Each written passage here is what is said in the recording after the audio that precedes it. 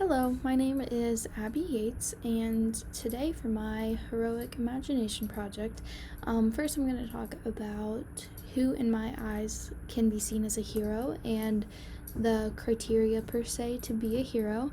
And then I'm also going to give an example and tell a quick story about my life where I have come in contact with people who, for me, are heroes. So first, just what makes someone a hero to me, which I gave an example here of someone like a nurse or a doctor. Those are some bigger examples, but I think it even goes as small as just doing something to make an impact in someone's life. Now this can be big or small. Simply doing something that can make somebody's day or put a smile on their face, that in my eyes is somebody who can be seen as a hero.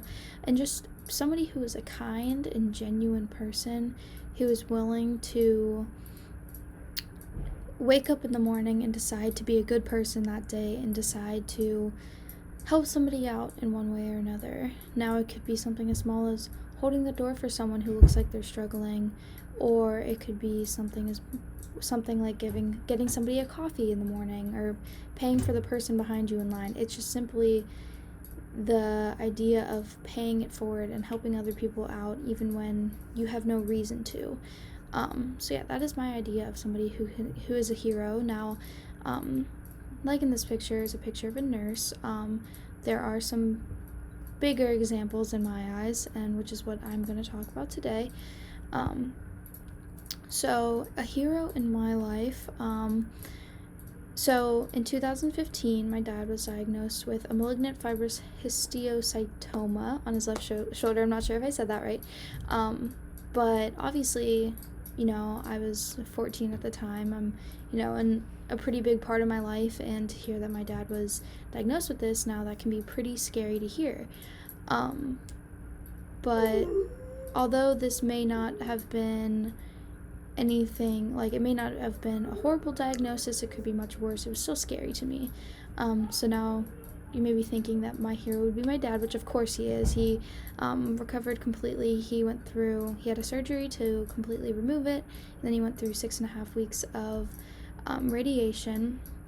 So of course my dad's my hero, but also the nurses, the doctors, the radiologists, those people, although this to them may just be their job, it may just be something that they go in and do every day, to me, they help to make sure that my dad had a healthy recovery. Now, luckily, we were able to catch his diagnosis very early on, so it wasn't able to spread, which is great.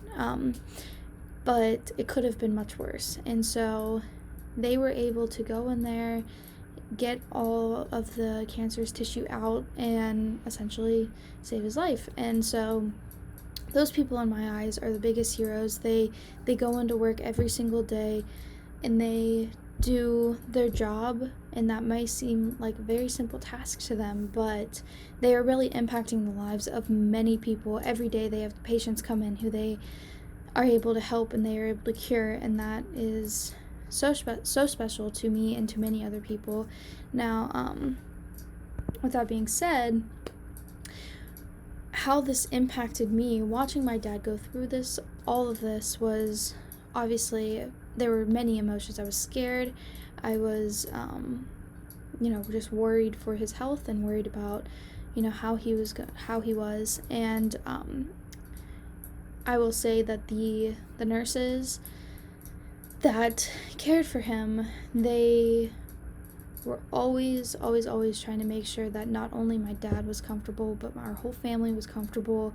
They talked us through everything, talked us through the procedure, talked us through how his care would be going forward, and they just really did a great job, and in my eyes are obviously a hero. And so with that being said, they actually, so this was when I was 14, a couple years before deciding what I wanted to do for the rest of my life. But I ended up coming here to the University of Cincinnati to hopefully get a degree in nursing. That's what I'm pursuing. And so not only were they able to help me and my family by helping my dad, but they also impacted my life in the sense of now I know what I want to do for the rest of my life, and I know that the way I saw them interact with my family and other patients and even the other doctors really inspired me to do this for the rest of my life and pursue this as my career. So the nurses that I encountered, to me, are heroes, and to many other people and many other families are heroes. And so yeah, that's what I find to make somebody heroic, to make a person a hero. So yeah, I mean, it all comes down to the small things, and it all really depends on how you see life, and if you want to wake up in the morning and decide to make an impact in somebody else's life.